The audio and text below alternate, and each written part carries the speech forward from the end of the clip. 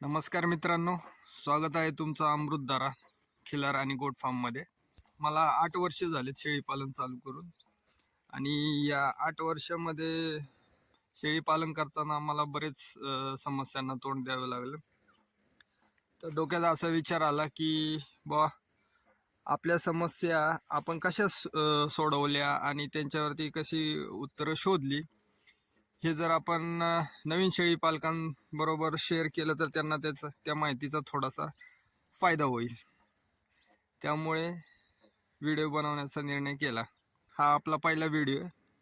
यामध्ये तुम्हाला मी आपल्या शेळी फार्मवरचं सर्व दिवसाचं रुटीन दाखवतो, एक ओव्हरव्ह्यू देतो आणि त्यानंतर पुढल्या व्हिडिओमध्ये हळूहळू एक एक विषय घेऊन आपण त्यावर सविस्तर बोलूयात. आपण आलो आहे फार्मच्या शेजारी. हे पहा, फार्मची आपली मागची बाजू आहे ही. इकडे सर्व शेळ्या सकाळचं ऊन घेत आहेत आणि ते पण तेवढंच महत्त्वाचं आहे. थंडीच्या दिवसांमध्ये उन्हामधनं व्हिटॅमिन डी मिळतं त्यांना. हे पहा, सकाळी 6 वाजता त्यांना खुराक देऊन त्याच्यानंतर बाहेर काढलं जातं इथं. आणि इथे हे पहा, त्यांना सुका चारा दिलेला आहे हरभऱ्याचा, खातायत. हे पहा,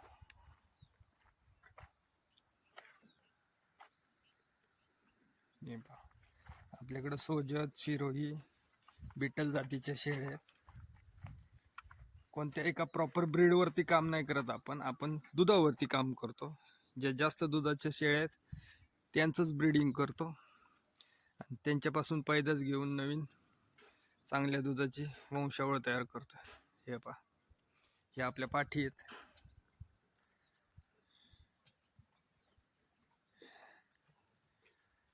हे असं सकाळचं चालू असतं नियोजन खाण्याचं. आता ह्या 4 वाजेपर्यंत इथंच राहणार. 4 वाजता यांना हिरवा चारा आतमध्ये टाकला जातो, ह्या शेडच्या आतमध्ये इथं. आणि त्यानंतर मग संध्याकाळी 7 वाजता परत खुराक देऊन दिवसाचा एंड केला जातो. इथे बघा, ही पाण्याची सोय आहे त्यांना पाणी पिण्यासाठी. या अशा प्लास्टिकच्या ड्रमच्या गव्हाणी बनवलेल्या आहेत इथं बाहेर चारा खाण्यासाठी. हे पहा, आता आतमध्ये आपलं शेडचं स्ट्रक्चर कसं आहे ते तुम्हाला दाखवतो. चला, हा आमचा ट्रॅक्टर आपल्या फार्मवरती शेतीची कामे करण्यासाठी हा वापरला जातो. हे एंट्रन्स गेट आहे. ही आपली कडबा कुट्टी मशीन.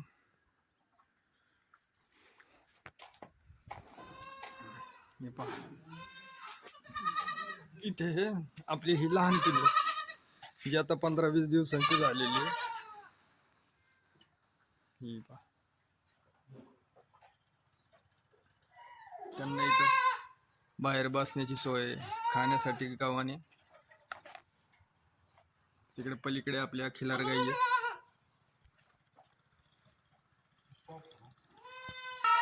चला तर मग आपण आतमध्ये आपल्या फार्मचं कसं स्ट्रक्चर आहे ते तुम्हाला मी दाखवतो. या सध्या आपल्याकडे हिरव्या चाऱ्याचं थोडंसं नियोजन कमी पडलं होतं म्हणून हा मुरघास मागवलेला आहे. त्याच्या मुरघासाच्या बॅग आहे.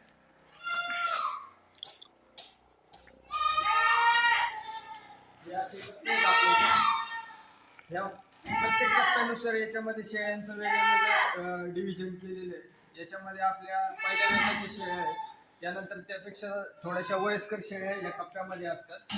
3 नंबर कप्प्यामध्ये परत गाभण शेळ्या आणि त्यानंतर ज्या लहान लहान पाठी आहेत त्या पलीकडे असतात. हा आपला ब्रीडर आहे कोटाचा. तिचा ब्रीडर. यांना असं थंडीमध्ये बसण्यासाठी इथे लाकडी पॅलेट ठेवलेले आहेत जेणेकरून थंडीमध्ये त्यांना जास्त त्रास होणार नाही. हा आपला सोजत जातीचा पहिला बोकड. हा पण ब्रीडरच आहे भाऊ. आणि ही 5 ते 6 महिन्याची पिल्लं होती, ही आपल्या घरी पैदा झाली. जातीचा एक बोकड आहे.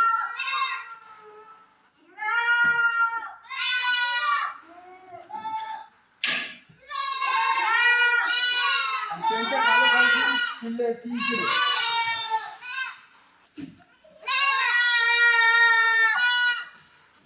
तर तुम्ही पाहताय आता आपल्याकडचे वेगळ्या वेगळ्या जातीच्या शेळ्या आहेत आपल्याकडे. तर मुख्यतः मी जसं तुम्हाला सांगितलं, आम्ही शेळीच्या दुधावरती काम करतो. तुम्हाला दाखवतो आपल्या शेळ्यांचं दूध. बघा हे बघा, सकाळी दूध काढले तरी पण एवढं दूध आहे शेळीला. हे बघा, हे बघा, हे बघा. ह्या अशा जातीवंत दुधाच्या शेळ्या आपण तयार करतो. आता ह्या शेळ्यांपासून तयार झालेल्या आपल्याकडे ह्या पाठी आहेत. हे बघा, ह्या अशा फर्स्ट टाइमर पाठी. ह्या पहा, हे 3-4 महिन्याच्या पाठी आहेत. ह्या पुढे जाऊन अशाच दुधाच्या पाठी तयार करायच्यात आपल्याला. याच्यावरती आपण काम करतो. हे बघा, या सर्व आपल्याकडे तयार केलेल्या पाठी आहेत.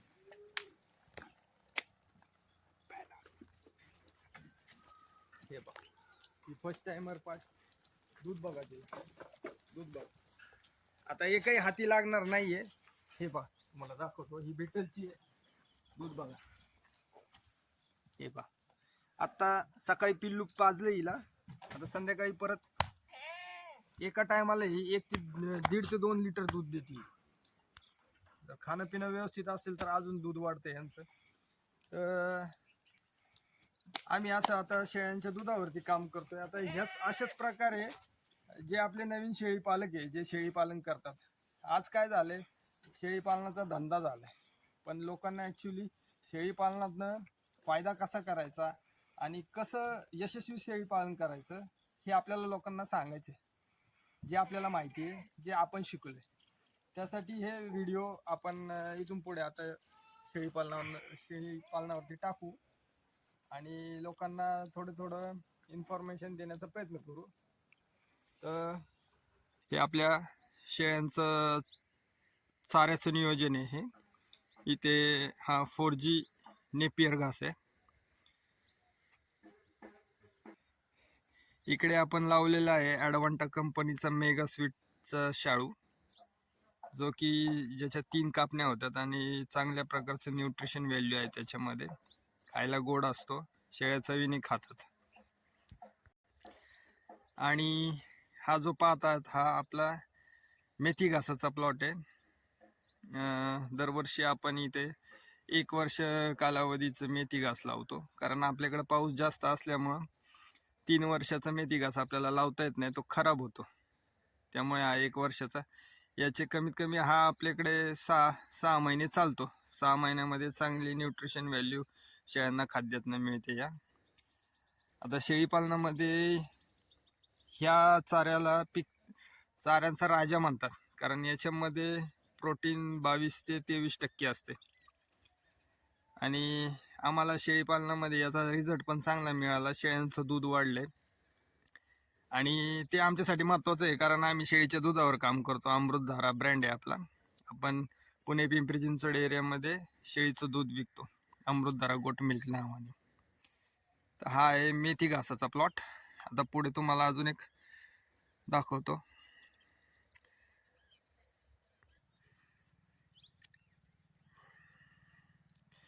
हा प्लॉट आहे आपला मक्याचा. इथं मक्याची लागवड केलेली आहे नुकतीच. आता 4 ते 5 दिवस झाले. छोटे छोटे कोंब उगलेले दिसत आहेत तुम्हाला, हे बघा. आता हा प्लॉट जेव्हा आपला मेगा स्वीटचा प्लॉट संपत येईल तेव्हा हा मक्याचा प्लॉट आपल्याला चालू होईल, जेणेकरून हिरव्या चाऱ्याचं आपलं कंटिन्यू रुटीनमध्ये राहील, कमी पडणार नाही. या हिशोबाने त्याचं नियोजन केलेलं आहे. हे पहा, हा पूर्ण प्लॉट मक्याचा आहे. आणि हा दुसरा नेपियरचाच प्लॉट आहे, हा मोठा 4G बुलेट. तर अशा प्रकारे आपल्याकडं एकदल द्विदल चाऱ्यांचं नियोजन आहे हिरव्या चाऱ्यांमध्ये शेळ्यांच्या. आणि बंदिस्त शेळी पालनामध्ये हे महत्त्वाचं आहे, हिरव्या चाऱ्याचं नियोजन. हे पहा, इथे एक मेगा स्वीटचा प्लॉट आहे 1 महिन्याचा. हिरव्या चाऱ्यामध्ये जसं तुम्ही वेगळ्या वेगळ्या प्रकारचा चारा द्याल तेवढं शेळ्यांसाठी उत्तम असते, कारण त्यांना त्यामध्ये प्रोटीन, कार्बोहायड्रेट्स, फॅट्स हे मिळाले पाहिजे. आणि हे जर तुम्ही देऊ शकले नाही तर तुम्हाला ते खुराकातनं त्याची कमतरता भागवावी लागते.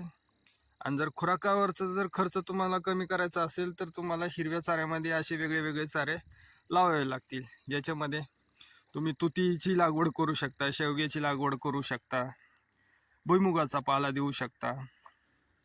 अशा प्रकारे वेगळे वेगळे हिरवे चारे शेळीपालनामध्ये वापरले जातात. मेथी घासाची आपल्याला पहिली कटिंग आता करावी लागेल. याशी ह्या क्वालिटीचा मेथी घास आहे पहा, अतिशय ताजा, लुसलुशीत, एकदम सुंदर.